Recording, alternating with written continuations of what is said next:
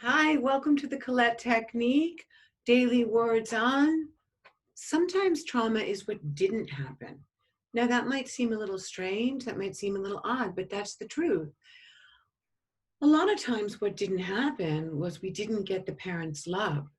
Maybe the mother was unavailable. Maybe the mother came from her own trauma and never really learned how to love. And so she couldn't pass down that. And the brain of a child needs those chemicals in addition to that emotion.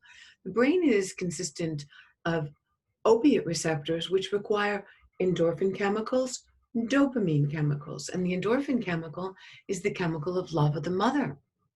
So there was an experiment done once, or I mean many times, but there was an experiment done where they took baby mice and they removed the endorphin chemical from their brain, and then they separated them from the mother.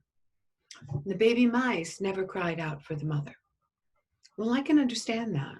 I would never cry out for my mother because I wouldn't expect to get anything. So trauma is sometimes what didn't happen. But here's also the thing about trauma.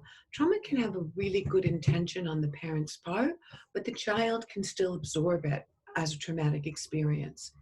Two working parents just trying to put food on the table, right? And yet the child finds themselves coming home alone all the time, and they feel lonely, they feel abandoned, they feel sad. And so they believe that nobody wants to spend time with them or that nobody's there for them. Nobody's here for me. Nobody's ever going to be here for me. And we take nobody's here for me into our future in our life, and then we react that way. So trauma is often what didn't happen also. So we always want to look at that.